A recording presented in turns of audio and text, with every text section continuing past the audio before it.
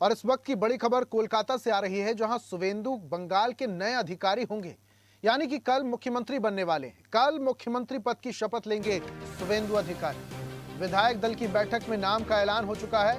साथ में शपथ ले सकते हैं 2 डिप्टी सीएम। बीजेपी के फायर ब्रांड नेता माने जाते हैं अधिकारी। बीजेपी के फायर ब्रांड नेता शुवेंदु अधिकारी अब पश्चिम बंगाल के नए मुख्यमंत्री होंगे। बीजेपी विधायक की बैठक में उनके नाम पर मुहर लग गई है।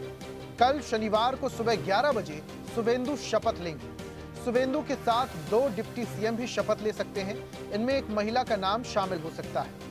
शुवेंदु के नाम के ऐलान के साथ ही सियासी गलियारों में एक बहस भी शुरू हो गई कि क्या योगी आदित्यनाथ, हेमंता बिस्वा शर्मा के बाद बीजेपी ने फिर एक कट्टर हिंदूवादी नेता को किसी सूबे की कमान सौंप दी है। कभी टीएमसी में ममता बनर्जी के दाहिने हाथ रहे शुवेंदु अपने तीखे तेवर और बयानों के लिए बंगाल ही नहीं, देश भर में चर्चित हैं।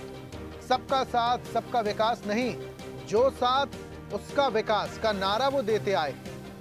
जीत के बाद उन्होंने कहा था, ये हिंदू ईवीएम की जीत है। अब देखना यह है कि उनके सीएम बनने के बाद बंगाल की राजनीति किस दिशा में जाती है। फिलहाल नाम का औपचारिक ऐलान अभी बाकी है। शाम 5 बजे तक औपचारिक ऐलान भी हो जाएगा। शुवेंदु अधिकारी बंगाल के मुख्यमंत्री बनने जा रहे हैं। कल शपथ ग्रहण समारोह होगा।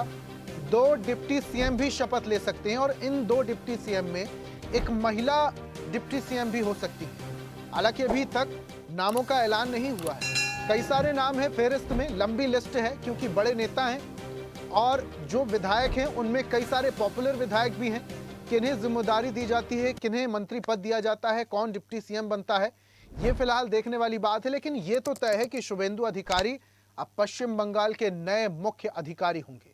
और हमारे साथ बीजेपी नेता नवीन मिश्रा जी जुड़ चुके हैं फोन लाइन से, उनसे बातचीत करते हैं। नवीन जी, अब औपचारिक ऐलान होना बस बाकी है। शुवेंदु अधिकारी कल मुख्यमंत्री पद की शपथ लेंगे। 2 डिप्टी सीएम भी, लंबी फेहरिस्त थी, बड़े नेता थे, लेकिन पहले से ही तय माना जा रहा था सियासी गलियारों में कि शुवेंदु ही मुख्यमंत्री बनेंगे। अमित शाह भी बोल चुके थे, प्रधानमंत्री भी बोल चुके थे कि जो भी मुख्यमंत्री होगा वो बंगाल की धरती का ही होगा।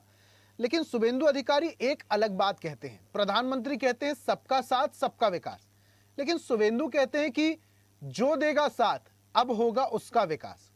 ये दोनों लाइनें कन्फ्लिक्ट कर रही हैं। तो क्या शुवेंदु अधिकारी ये सीधा मैसेज दे रहे हैं पश्चिम बंगाल की जनता को कि अब सोच समझ के कदम उठाना होगा, या दूसरी जाति, दूसरे दल के लोग हैं उन्हें संभल कर रहना होगा? ठीक है, ऐसा कुछ नहीं है। प्रधानमंत्री जी बिल्कुल बंगाल, मैं सबसे पहले तो आपके चैनल के माध्यम से बंगाल के तमाम मतदाताओं को, बंगाल वासियों को, सभी को, इसी भारतीय जनता पार्टी के कार्यकर्ता होने के नाते धन्यवाद देता हूं कि आज आजादी के बाद, समझिए कि जो आजाद बंगाल, आजादी के बाद जो बंगाल 4 मई को आजाद हुआ, पहले कांग्रेस से, फिर लेफ्ट से, फिर ममता बनर्जी के अत्याचारों से पीड़ित ये बंगाल, हजारों की संख्या में हत्या, हजारों की संख्या में बलात्कार, हजारों फैक्ट्रियां, कारखाने बंद हो गए, लोग भागना शुरू कर दिए। बंगाल दुनिया, मतलब भारत के मानचित्र में एक बदनामी को छोड़कर बंगाल में कुछ नहीं रहा। सिंडिकेट राज, हत्या की राजस्व प्रतियोगिता की राज, हिंदू मुसलमानों की एक लड़ाई जिसे ममता बनर्जी ने करवाया, उससे निजात मिला। और आज मेदिनीपुर का लाल और भवानीपुर नंदीग्राम का एमएलए शुवेंदु अधिकारी आज एक मुख्यमंत्री के रूप में कल शपथ लेंगे। मैं पार्टी को धन्यवाद देता हूँ, नितिन नवीन जी को, प्रधानमंत्री जी को, पूरी पार्लियामेंट्री बोर्ड को, अमित शाह जी को, कि बंगाल के आम जनता के भावना को उन्होंने सीना। देखिए, 2002 में शुवेंदु अधिकारी ने ममता बनर्जी को नंदीग्राम से हराया था और हारने के बाद पदलोलुपता की शिकार और इस जंगल राज की परिचायक ममता बनर्जी ने पुनः मुख्यमंत्री का शपथ लिया। उसके बाद जिस ढंग से भारतीय जनता पार्टी के कार्यकर्ताओं का सांप्रदायिकता के चपेट में ला करके राज्य के खासतौर से मुस्लिम समुदाय के लोगों के द्वारा और हिंदू समुदाय के उन तमाम तृणमूल के कार्यकर्ताओं के द्वारा, जिस भारतीय जनता पार्टी के सैकड़ों की संख्या में कार्यकर्ताओं की हत्या कर दी गई, मां का बलात्कार, बहन का बलात्कार, बेटी का बलात्कार, छोटी छोटी बच्चियों का बलात्कार जिस ढंग से शुरू हुआ और ममता बनर्जी चुप रही। जिस ढंग से हमारे आरजीकर हॉस्पिटल में अभी उनकी मां एमएलए हो गई है, उस बिटिया का, डॉक्टर बिटिया का जिस ढंग से तृणमूल के कार्यकर्ता सिविक वॉलंटियर के द्वारा बलात्कार कर हत्या किया गया और ममता बनर्जी, पूरी पुलिस प्रशासन चुप रही। तृणमूल कांग्रेस के यूनियन रूम में तृणमूल कांग्रेस के छात्र के नेता के द्वारा तृणमूल कांग्रेस के छात्र नेत्री बिटिया का जिस ढंग से एक तमाम सिंडिकेट के तृणमूल के छात्र नेताओं के द्वारा जिसने बलात्कार किया, ममता चुप रही। इन तमाम को जनता देख रही थी। जनता, ऋषभ जी, सब कुछ देखती है। और अगर मेरी आवाज सुन पा रहे हैं आप? जरा मेरी भी बात सुन लीजिए सर। मैं आपसे एक बात का और जिक्र करना चाहूंगा। जितनी आपने सारी बातें कही वो सारी जनता को पता है, लेकिन एक बात शुभेंदु अधिकारी और कहते हैं। वो ये कह रहे हैं कि ये हिंदू ईवीएम की जीत है।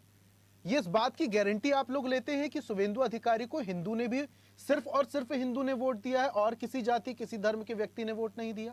देखिए, जब बंगाल के उत्तर बंगाल देखेंगे, राढ़बंगो जोन देखेंगे, चाहे मुर्शिदाबाद देखेंगे, चाहे आप मालदा देखेंगे, चाहे वो दक्षिण दिनाजपुर देखेंगे, चाहे वो क्या नाम है हमारा साउथ जोन देखेंगे, ये निश्चित तौर पर ईवीएम साबित करता है कि 99.9% हिंदुओं ने अपने मतदान को देख करके इस मजबूत सरकार को बनाया है।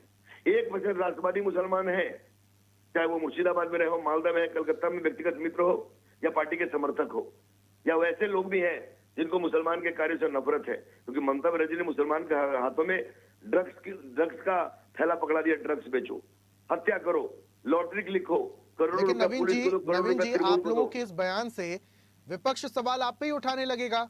जिस तरीके से 92 लाख वोटरों के नाम काटे गए, उसमें ये आरोप आप लोगों पर लगाया जा रहा है एक धर्म विशेष को टारगेट किया गया था। ऋषभ जी, कौन सी विपक्ष की बात कर रहे हैं आप? ममता बनर्जी जैसे विपक्ष? किस विपक्ष की बात कर रहे हैं ऋषभ जी? ममता बनर्जी के घर पे लोग जूता चप्पल चला रहे हैं, अफसर बनर्जी के घर के सामने जूता चप्पल चला रहे हैं, मजबूर होकर के आजकल विपक्ष तो वही है नवीन जी, अब उनकी बात तो करनी पड़ेगी। अब चाहे जो भी है, विपक्ष तो वही है। अरे किस बात का विपक्ष? विपक्ष अपनी कल हम अगर आज द्वार खोल दें तो उनके 80 एमएलए शिफ्ट हो जाएंगे कल बीजेपी में, लेकिन हमको ऐसे पापी, ऐसे मतलब गलत आचरण वाले और ऐसे लोकतंत्र को तोड़ने वाले एमएलए चाहिए नहीं। खैर नवीन जी, देखिए आपको बधाई। अब आपकी सरकार बनने जा रही है पश्चिम बंगाल में, और पश्चिम बंगाल की जनता को इस बार की सरकार से उम्मीदें बड़ी हैं, क्योंकि ये अक्सर कहा जाता रहा डबल इंजन की सरकार है। अब तो डबल इंजन की सरकार से पश्चिम बंगाल की जनता को काफी उम्मीद है। नवीन जी, बहुत शुक्रिया हमारे साथ जुड़ने के लिए और अपनी बातें रखने के लिए बहुत बहुत धन्यवाद। कारखाने वाला बंगाल बनाएंगे। तो अब शुभेंदु अधिकारी कल पश्चिम बंगाल के औपचारिक अधिकारी बनने जा रहे हैं, यानी कि कल मुख्यमंत्री पद की शपथ लेंगे।